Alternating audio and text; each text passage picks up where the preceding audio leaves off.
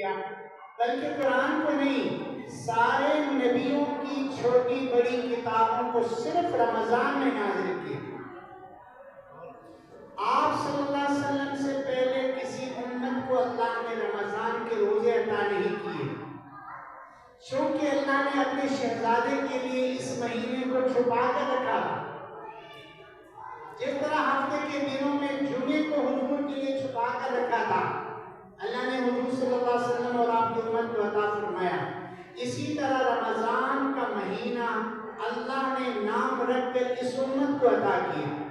حضور صلی اللہ علیہ وسلم کے طفیل ہمیں عطا ہوا، اور سب سے بڑی بات یہ ہے قرآن مجید بھی اللہ نے اسی مہینے میں نازل فرمایا۔ رمضان اور قرآن کا بڑا گہرا تعلق ہے، توجہ سے میری بات سنو، رمضان اور قرآن کا گہرا تعلق ہے۔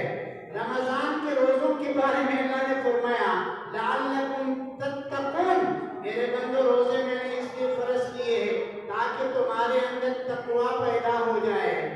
قرآن کے بارے میں اللہ نے فرمایا ذالک الکتاب لا ریب فیہ ھدی للمتقین، یہ قرآن متقین کے لیے خصوصی ہدایت ہے۔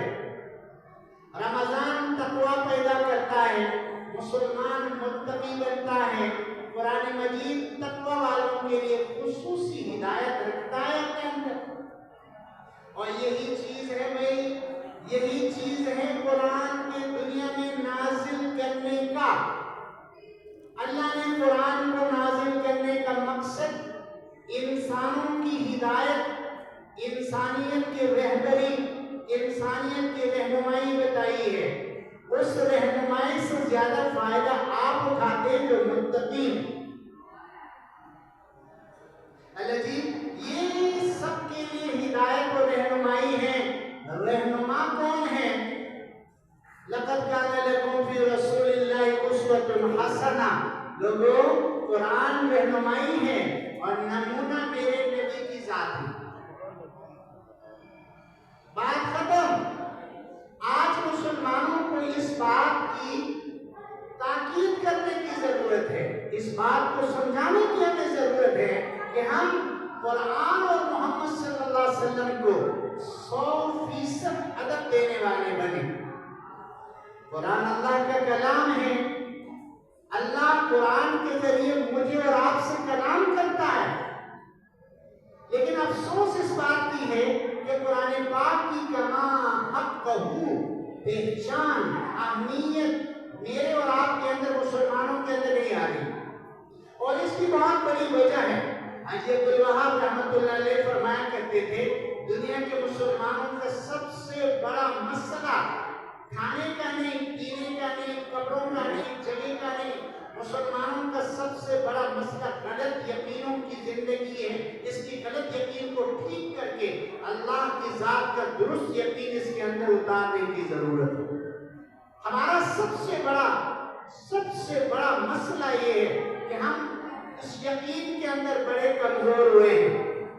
یہ قرآن کلام ہے، کلام اس وقت انسان کے سمجھ میں آتا ہے جب وہ صاحب کلام کو پہچانتا ہے۔ صاحب کلام کون ہے؟ اللہ خود ہے۔ جب آپ کو اللہ کی پہچان ہوگی تو یہ بات بھی واضح ہوگی کہ قرآن مجید شہنشاہ کائنات کا اپنا ذاتی کلام ہے۔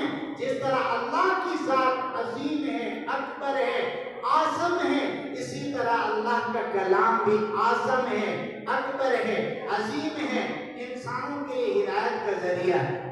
اللہ کی پہچان سے قرآن کی پہچان آتی ہے۔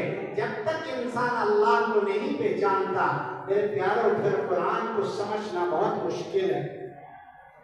آپ یہ سوچے تو صحیح، نبی کریم صلی اللہ علیہ وسلم کے زمانے میں تشریف لائے، بیت اللہ شریف کے اندر 360 بت رکھے ہوئے تھے۔